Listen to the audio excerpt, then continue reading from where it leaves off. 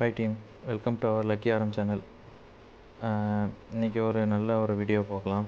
அதுக்கு முன்னாடி என்னென்னா, this video sponsor by motor. இன்றைக்கி என்ன வீடியோ பார்க்க போகிறோம்னா,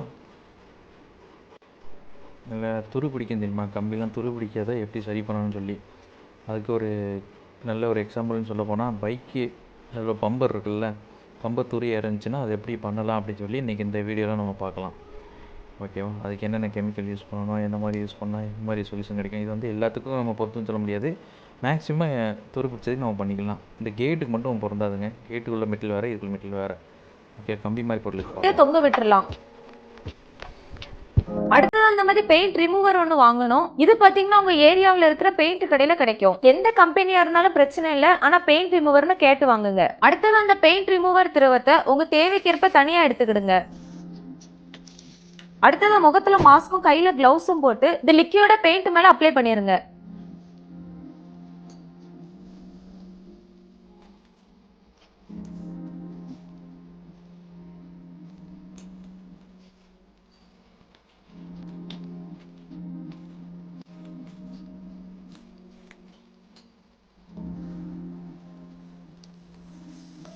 இப்படி ஃபுல்லா அப்ளை பண்ணதும் ஒரு 15 நிமிஷம் வெயிட் பண்ணுங்க. இப்போ ஒரு 15 நிமிஷத்துக்கு அப்புறம் பெயிண்ட்லாம் எப்படி பொறிஞ்சு நிக்குதுன்னு பாருங்க. அதுவும் நம்ம அப்ளை பண்ண எல்லா பகுதியிலுமே பெயிண்ட் எல்லாம் ஊதிட்டு நிக்குது. இந்த நேரத்துல இந்த மாதிரி ஒரு சின்ன தகடு வச்சு பெயிண்ட் எல்லாம் உரிச்சு எடுத்துருங்க. இந்த மாதிரி பண்ணும்போது பைக் பக்கமோ அல்லது கார் பக்கமோ வச்சு பண்ணாதீங்க. ஏன்னா கொஞ்சமா இந்த லிக்விட் பட்டா கூட பட்ட இடத்துல இருக்கிற பெயிண்ட் கண்டிப்பா உறிஞ்சு வந்துடும். அதனால பாதுகாப்பான இடத்துல வச்சு இந்த விஷயத்த பண்ணுங்க.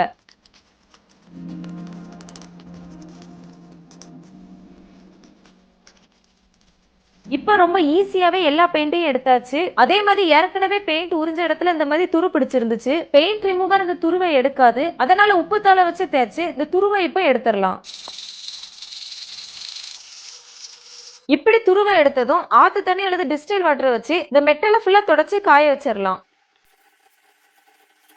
அடுத்ததா இதுல துரு பிடிக்காம இருக்க இந்த மாதிரி பிரைமர் ஒண்ணு வாங்கிருங்க. இது பாத்தீங்கன்னா பெயிண்ட் கடையில கிடைக்கும். இப்ப இந்த பிரைமரை இந்த மெட்டலை ஃபுல்லா அடிச்சிடலாம்.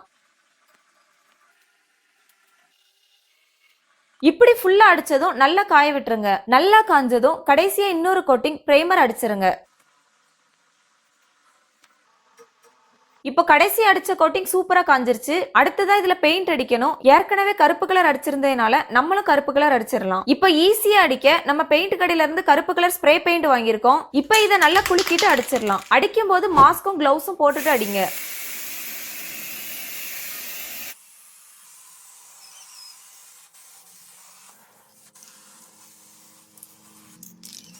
இப்படி ஃபுல்லா அடிச்சதும் காய விட்டுட்டு கடைசியா இன்னொரு கோட்டிங் அடிச்சிடலாம்.